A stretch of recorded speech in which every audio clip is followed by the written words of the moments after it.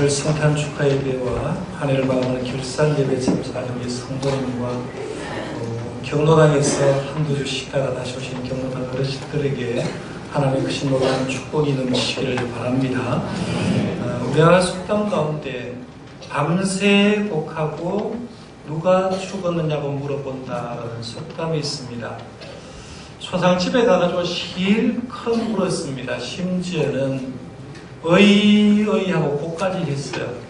실컷 울고 곡까지를 해놓고 하는 말이 누가 죽었노 이렇게 묻는다는 말입니다.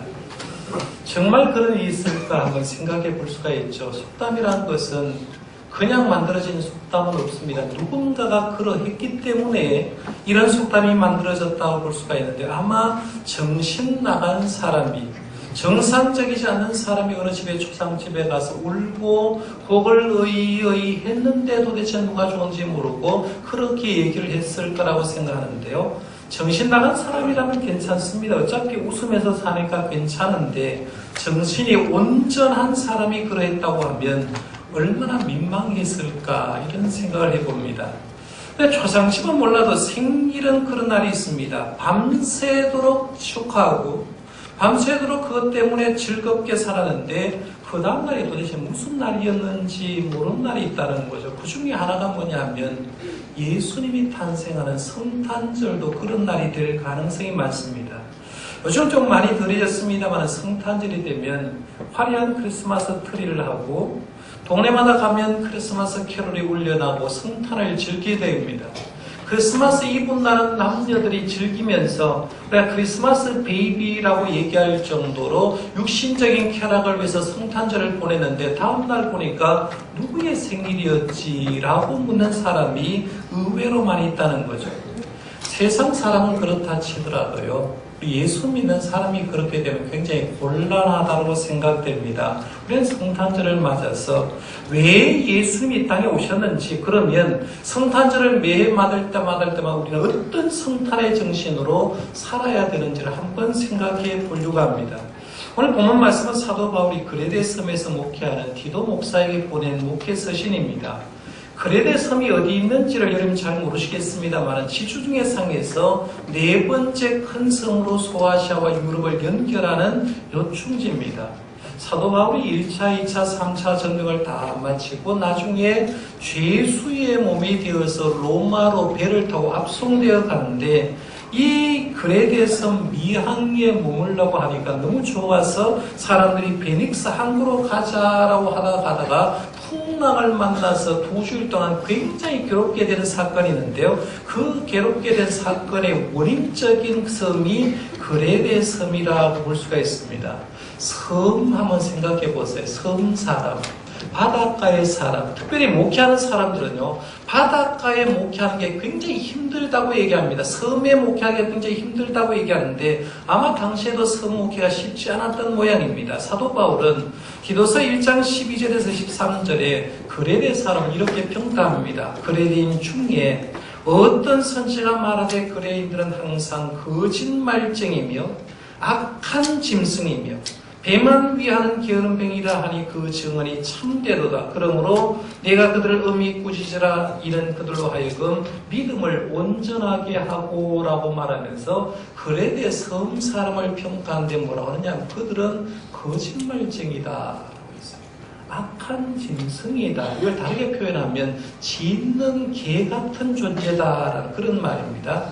배만 위하는 게으름뱅이라고 얘기를 하고 있는데, 아무리 타고난 거짓말쟁이라도 지저드는 개처럼 말이 많은 사람일지라도, 게으른 먹보와 같은 사람일지라도 그들도 주님으로부터 은혜를 받고 구원받아야 될 백성이기 때문에 사도 바울은 그곳에 디도 목사를 파송한 거죠. 네가 거기 가서 목회를 해라 라고 얘기를 하고, 목회를 하는 디도 목사에게 거기에서 목회를 할 때는 이런 점을 유의해서 해라 라고 얘기를 하면서 준 말씀이 디도서 말씀입니다. 오늘 말씀을 읽어보면 디도에게 두 가지를 강조하는데요. 두 가지를 강조하는 그 내용이 성탄절을 맞는 우리가 꼭 들어야 될 말씀이기 때문에 제가 디도서의 말씀을 가지고 이제 성탄절의 은혜를 나누려고 하는데, 이 본문 말씀 가운데 첫 번째 핵심은 뭐냐 하면, 성탄절은 인간을 향한 무한한 사랑의 표현이다라는 말이 나옵니다. 4절과 5절 말씀해 보면 그런 말하고 있죠. 우리 구주 하나님의 자비와 사람 사랑하심이 나타낼 때에 라고 얘기합니다. 하나님의 자비가 나타난 때가 있다. 하나님의 사랑하심이 나타낸 때가 있다라고 얘기하는데, 하나님의 자비하심, 하나님의 사랑하심이 나타낸 때가 정확하게 언제냐라고 얘기하면, 가장 큰 사건이 하나님이신 예수님이 이 땅에 인간의 몸으로 입고 오신 성탄절이 바로 그때다라는 그런 말입니다. 성탄절이 사건이라는 거예요. 요한 사도는 요한 1서 4장 8절에 하나님을 사랑이시라 했죠. 여기 벽면에 붙여놨어요. 하나님은 사랑이시다라고 붙여놨습니다. 하나님은 사랑이신데 한번 생각해봐요. 하나님이 우리 보고 나는 사랑해. 하나님이 우리를 보고 사랑한다고, 인간들을 사랑한다고 얘기를 하는데, 사랑한다는 흔적이 없다고 하면 우리는 하나님이 사랑의 하나님인지 아닌지를 알 수가 없다는 얘기입니다.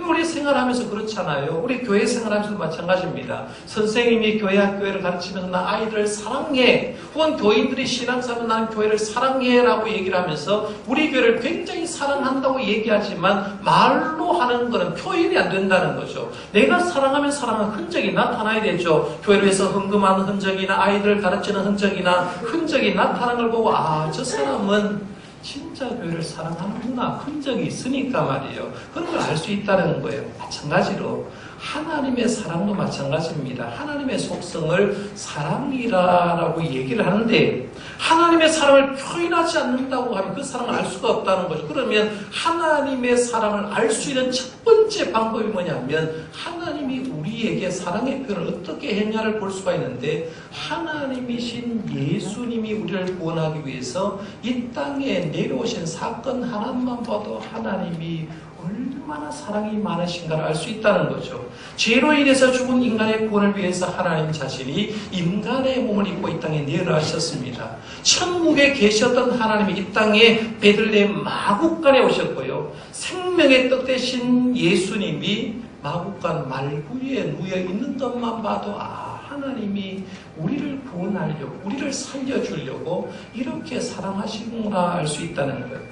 성탄절에 하는 기도가 굉장히 많습니다만, 유명한 신학자 가운데 칼 바르트라는 분이 성탄절의 기도라는 기도를 드렸거든요. 굉장히 유명한 기도입니다. 그 유명한 기도 가운데 이 앞부분에는 성탄절에 나타난 하나님의 사랑을 이렇게 기도했습니다. 제가 한번 읽어보겠습니다. 주 하나님, 당신은 우리를 높이시기 위해 친히 낮아지셨습니다. 우리가 부유해지기 위해 가난해지셨습니다. 우리가 당신에게 나아갈 수 있도록 우리에게 오셨습니다. 우리를 영접하기 위해, 우리를 당신의 영생에 참여시키기 위해 우리와 같은 한 인간이 되셨습니다. 당신은 단지 하늘에만 거하려고 하시지 않고 우리 곁으로 이 땅으로 오기를 원하셨습니다. 단지 높은 곳에서 크신 분으로서 존재하기를 원하시지 않고 우리처럼 낮고 작은 자가 되기를 원하셨습니다. 단지 우리를 지배하기를 원하시지 않고 우리를 섬기려고 하셨습니다. 단지 영원 속에서 하나님이기를 원하시지 않고 우리를 위하여 인간으로 태어나고 살고 죽기를 원하셨습니다. 참 신학자다운 기도다라고 볼 수가 있는데요. 하나님이 우리를 얼마나 사랑했는가, 성탄절에 기도하면서 하나님이 우리 인간을 위해서 이렇게 낮은 곳에 온 것만 생각해도 하나님께 찬양할 수밖에 없다라는 거죠. 성탄의 사건은 하나님의 사랑 때문이고요, 하나님의 자비 때문인 줄 믿으시기를 바랍니다. 여러분, 우리들이 구원받아가지고 하나님의 사람 되었다라고 얘기하는데요, 내가 예수 믿으면서 내가 한 거 있는가 한번 보세요. 내가 예수 믿어서 주님을 위해서 한 게 있느냐, 아니면 예수님이 우리를 위해서 해줬는가 가만히 생각해 보면, 예수님이 우리를 위해서 오셨잖아요. 예수님이 우리를 위해서 공생의 삶을 사셨죠. 예수님이 우리를 위해서 십자가에 돌아가셨고, 예수님이 우리를 위해서 부활하셨기 때문에 전적인 하나님의 은혜예요. 세례 받을 때도 성부, 성자, 성령의 이름으로 세례를 받고 나를 하나님의 사람이 되고 내가 지금 하나님을 아버지라고 할 수 있는 건 전적인 하나님의 사랑의 은혜인 줄 믿으시길 바랍니다. 성탄절은요, 다른 말을 하지 않아도 성탄절에 주님께서 해준 것만 생각해도 우리는 하나님께 감사할 수 있기를 바랍니다. 이걸 회복하는 게 중요해요. 그 다음 오늘 본문 말씀의 두 번째는 예수님의 사랑을 우리가 받았다고 하면 우리들도 예수님처럼 사랑하고 살아야 되지 않는가, 사랑을 실천할 걸 요구합니다. 6절 7절 말씀에 보면 우리 구주 예수 그리스도로 말미암아 우리에게 그 성령을 풍성히 부어주사 우리로 그의 은혜를 힘입어 의롭다 하심을 얻어 영생의 소망을 따라 상속자가 되게 하려 하심이라 라고 했어요. 우리가 예수를 믿고 의롭다가 되는데 이제는 하나님의 상속자는 걸 쉽게 말하면 이런 거예요. 내 마음속에 예수를 품고 있고 하나님을 아버지라고 부르는 사람은 이 땅을 살아가면서도 하나님의 상속자로 영생의 소망을 가지고 주님의 은혜의 사역의 완성을 위해서 내가 작은 예수로 삶을 한번 살아보라는 거. 이게 상속자의 삶이라고 볼 수 있는데요. 경건한 믿음의 삶, 사랑과 실천의 삶을 살아야 그것이 성탄절을 제대로 아는 사람이라고 볼 수 있다는 거예요. 제가 한 얘기를 좀 해드리려고 하는데요. 1962년에 오스트리아 간호대학을 다니던 마리안느라는 여자가 있었습니다. 이 여자가 이제 간호대학을 다니면서 어디 소식을 듣느냐 하면 대한민국 소식을 듣는 거죠. 지금도 우리도 전 세계 어려운 나라의 소식을 접하는 것처럼 그들도 오스트리아 부유한 나라에 살면서 대한민국 소식을 듣는데 어디 소식을 듣느냐 하면 대한민국 전라남도 고흥에 가면 고흥 앞바다에 녹동 딱 지나가면 소록도라는 남환자촌이 있습니다. 이 소록도에 한센인의 도우미가 없는데 한센인의 도우미를 구한다라는 소리를 오스트리아에 있는 사람이 듣는 겁니다. 그런데 한센인의 도우미를 구한다는 광고를 딱 보는 순간에 마리안느의 마음속에 어떤 생각이 드느냐 하면 하나님이 네가 가라 이런 마음을 주는 거죠. 네가 가면 되지 않느냐는 거죠. 도움이 필요한데 네가 가라라고 이런 말씀이 들렸다는 거죠. 그 말을 하나님 말씀 듣고 설렸다는 겁니다. 간호대학을 졸업하고 나중에 수녀가 되어가지고 한국에 버림받는 소록도를 향하게 됩니다. 예수님의 사랑이 필요한 그곳의 사랑을 실천하기 위해서 자기와 아무런 관련은 한 번도 와보지 않는 소록도 땅에 들어갑니다. 몇 년 후에 그의 친구였던 마가렛도 같은 마음으로 소록도를 찾아왔고 두 사람은 헌신적으로 환자를 섬기게 됩니다. 그럼 지금 그 그림상의 사진상에 소록도에 근무했던 의사들, 간호사들을 보고 있는데요. 좌편에 있는 동그라미 친 사람이 마가렛이라는 사람이고 우편에 있는 사람이 지금 마리안느라는 간호사입니다. 수녀이면서 간호사로 섬겼는데요. 이 두 분이 이제 소록도에 도착했을 때 소록도에 한센병자가 6,000명쯤 되었다는 겁니다. 그런데 한센병을 보신 분은 알겠습니다만 저는 신학교 1학년 때 이 소록도에 가서 같이 예배를 드리고 음식을 먹어봤습니다만은 사실은 여러분이 한센병자를 만나보면 선뜻 악수하기가 쉽지 않습니다. 그들과 함께 도시락을 까먹고 먹는데요. 음식이 맛있는지 안 맛있는지 모릅니다. 왜냐하면 그들의 모습 한번 가만히 보면 기가 막혀요. 한센병은 나균 때문에요. 살이 썩어져 나갑니다. 뼈가 썩어져 나간다는 거죠. 손을 우리는 10손가락 다 가지고 있는데 소록도에 가서 보시면 10손가락 다 가지고 있는 사람이 멸치 안 됩니다. 손이 썩어져 나가니까 마디를 자르고 잘라서 손목만 가지고 있는 사람 수없이 많이 있습니다. 다리도 썩어져 나갑니다. 손발이 썩어져 나가고요. 코가 제대로 붙어 있는 사람은 없어요. 코도 문드려서 코도 없는 사람이 있고요. 입이 뭉그러진 사람이 굉장히 많습니다.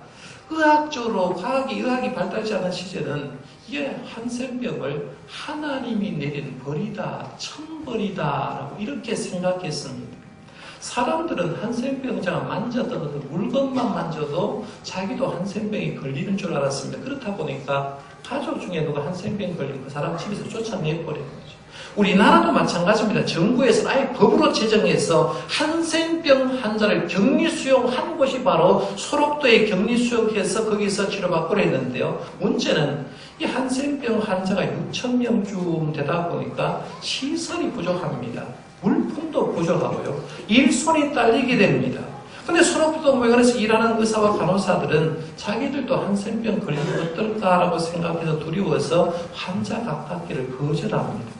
환자를 치료할 때도 그냥 치료한 게 아니라요. 우리가 모기와 파리 보면 모기약 치잖아요. 모기약 푹 뿌리듯 하듯이 한센병자를 치료할 때에도 마치 모기에게 약을 치듯이 머리부터 발끝까지 소독약을 뿌려놓고 그때서 치료를 하고 그때서 처방을 했다는 거죠. 그러니까 환자들은요, 몸만 아픈 게 아니라 마음도 너무 아픈 거죠. 나도 사람인데 아픈 사람을 사람 취급하지 않으니까 얼마나 힘들겠습니까? 그런데 이들을 한국에 있는 의사들과 간호사들이 치료하는데 마치 벌레 보듯이 치료를 했는데 오스트리아에서 온 이 사람 마가렛과 마리안이라는 두 간호사가 치료를 하는데 사람들이 깜짝 놀랍니다.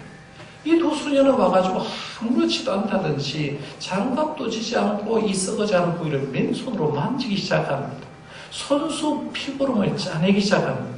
손으로 환자의 상처를 깨끗이 씌워주고 구멍 뚫린 발바닥에 끄지를 밀어 넣으면서 마치 자신의 일처럼 아파합니다. 그리고 말합니다. 한센병 나을 수 있습니다. 한센병자의 긍정을 계속해서 불러주는 거예요. 한센병은 나을 수 있습니다 라고 긍정적인 마음 불러놓으면서 그렇게 봉사를 시작했는데 20대 후반에 왔거든. 28살 때쯤 돼가지고 이 사람들이 들어왔는데 10년 세월 봉사, 20년 세월 봉사했어.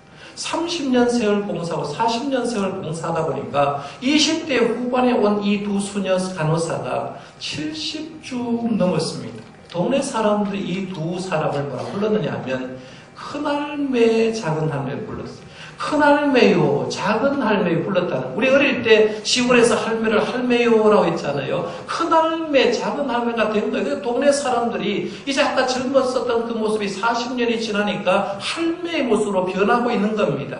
그 할매의 모습이 70대 넘어서도 이제 봉사를 하는데 70이 넘고 보니까요. 이 두 수녀가 생각할 때 내가 20대 후반에 와서 젊었을 때 봉사할 때는 괜찮았는데 70이 넘으니까 소록도 사람들에게 내가 오히려 부담스러운 존재가 되는 건 아닌가라고 생각하고 2005년도 겨울 아침에 편지를 하나 썼어요. 이제 저희들이 천막을 접어야 할 때가 왔습니다 라는 편지를 쓰면서 내가 소록도에서 40년 정도 봉사를 했는데 이제 내가 몸이 늙어서 여러분에게 방해가 될까 싶어서 이제는 소록도에 쳤던 천막을 접어야 될 때가 가까이 왔습니다. 편지 한 통을 놔두고 소록도를 떠났습니다. 그들 떠난 소록도 사택 앞에는 자기들의 마음속에 평생 담아두었던 글귀 하나가 붙어 있었는데 이런 글귀가 붙어 있었습니다. 선하고 겸손한 사람이 되어라. 이 글귀예요. 아마 두 수녀가 평생 40년 동안 소록도에 살아가면서 이 글귀 하나를 마음속에 둔 거죠. 선하고 겸손한 사람이 되어라. 이 글귀를 마음속에 두면서 주님 닮은 선함과 주님을 닮은 겸손한 사람이 되기 위해서 노력했다. 그 문에 붙어있던 문구인데요. 소록도에서 떠났다는 소리를 아침 늦게 동네 사람들이 접하고 나서 하나같이 슬픔에 빠지고 열흘 동안 두 수녀를 위해서 축복의 기도를 드렸다는 겁니다. 오스트리아 돌아간 두 수녀는 수도원에 3평 남짓하는 방에 지금 그거를 하고 있는데 그 방에도 한국에 있던 물품들을 가지고 나면서 지금도 소록도에 대한 꿈을 꿉니다 라고 얘기를 하고요. 얼마 몇 년 전에 10년 기념해서 다시 2015년이죠. 다시 한번 이 한국 땅에 방문을 했는데 지금도 수도원 자기 방문 앞에 이 문구 그대로 붙여놨다는 거죠. 선하고 겸손한 사람이 되어라. 이 문구를 오스트리아 그대로 붙여놓고 선하고 겸손하게 살려고 노력한다는 거예요. 그런데 성탄을 경험한 사람의 삶은 이런 삶이라는 거죠. 예수님이 이 땅에 나자셨기 때문에 우리도 그 사랑을 받았다고 하면 우리도 예수님처럼 뭔가 착한 사람이 되고 선하고 겸손한 사람이 되어서 주변 사람을 돌아보는 것이 성탄의 삶이라는 얘기입니다. 제가 앞부분에서 칼 바르트의 성탄의 기도를 인용을 했습니다. 앞부분에는 예수님이 얼마나 낮아셨는가를 얘기하고 있는데요. 뒷부분에는 이어서 우리 성도들이 성탄을 경험한 사람이 어떻게 살아야 되는가를 하고 있습니다. 뒷부분의 기도 제목도 좀 깁니다만 제가 읽어드리겠습니다. 이제 우리는 이 시대의 온갖 어둠과 고난을 생각합니다. 우리를 괴롭히는 많은 잘못들과 오해들을 생각합니다.